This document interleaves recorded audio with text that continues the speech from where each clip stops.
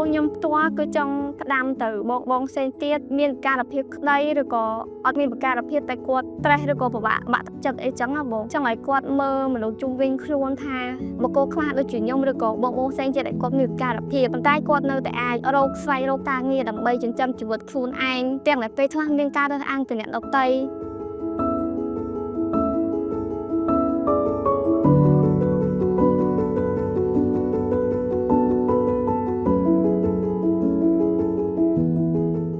សួរបងខ្ញុំឈ្មោះណាងសវៈមកពីខេត្តព្រៃវែងហើយសប្តាហ៍នេះខ្ញុំមានការភាពលើជើងផ្នែកខាងឆ្វេងប៉ូយ៉ូកូនស្វិតដៃជើងហ្មងនៅពេលដែលខ្ញុំដឹងក្តីបងខ្ញុំតែគិតថាតែខ្ញុំអាចមានឱកាសអត់នៅពេលឡើងមកដល់ភ្នំពេញខ្ញុំអាចរៀនបន្តអត់ឬក៏មានអ្នកណាឬក៏កន្លែងណាដែលគាត់អាចទទួលខ្ញុំធ្វើការបានអត់ហើយកត្តាដែលឲ្យខ្ញុំរៀនផងធ្វើការផងគឺដោយសារតែជីវភាពគ្រួសារខ្ញុំគឺជាគ្រួសារដែលក្រខ្សត់តាំងពីដើមមកអីចឹងហ៎បងឥឡូវនេះគឺខ្ញុំអត់មានអ្នកគ្រប់គ្រងទេពុកម៉ែខ្ញុំគឺស្លាប់ទាំងពីរឱកាសខ្ញុំច្រើនមែនតើដែលលោកតកែផ្ដល់ឲ្យដែលខ្ញុំអាចទៅស្គាល់ប្រទេសជុំវិញពិភពលោកទោះបីជាពីប្រទេសក្តីប៉ុន្តែ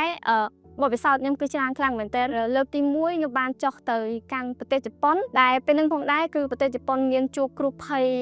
គ្រោះទុរភិក្សរំជួយដីបងហើយបន្ទាប់មកទៀតគឺខ្ញុំបានទទួលឱកាសមួយទៀតទូលោកតកែក៏បានផ្ដល់ឲ្យខ្ញុំចុះទៅប្រទេសប៉ានូអាទូអញ្ចឹងគឺគាត់ឲ្យយើងទៅកន្លែងនោះដើម្បីធ្វើការបន្តវ៉ាក់សាំងការពារជំងឺផ្សេងជាពិសេសជំងឺគ្រុនហ្វិតដៃជើងដែលពួកខ្ញុំកំពុងតែមានសពថ្ងៃហ្នឹង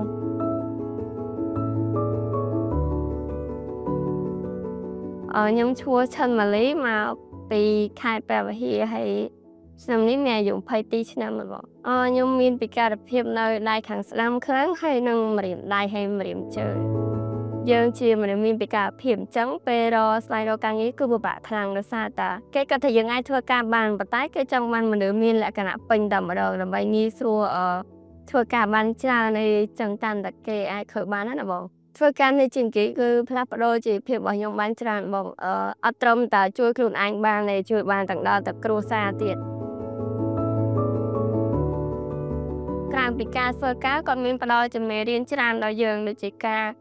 គាត់លើកទឹកចិត្តយើងធ្វើរបៀបម៉េចទៅថាកុំឲ្យយើងចោះចាញ់អីចឹងណាបងចង់ឲ្យអ្នកទាំងអស់គ្នា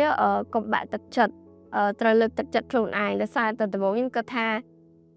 ខ្លួនឯងជាបន្ទុកដល់អ្នកដទៃចឹងទៅអត់ចង់រស់នៅដល់ស្នាក់លេបឆ្នាំសម្រាប់ខ្លួន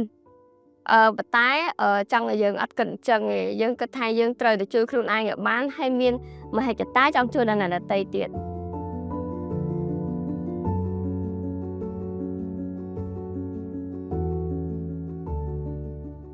ក្រុមហ៊ុនជាងនិយាយបានផ្ដល់ឱកាសការងារទៅឲ្យជនពិការភាពហ្នឹងគឺដោយសារមើលឃើញថាពួកគាត់មានពិការភាពពិបាកនៅក្នុងការស្វែងរកការងារធ្វើជាពិសេសនៅខាងក្រៅភាគច្រើនគឺគេអត់សូវឲ្យតម្លៃទៅលើគាត់មានពិការភាពនឹងធ្វើការទេ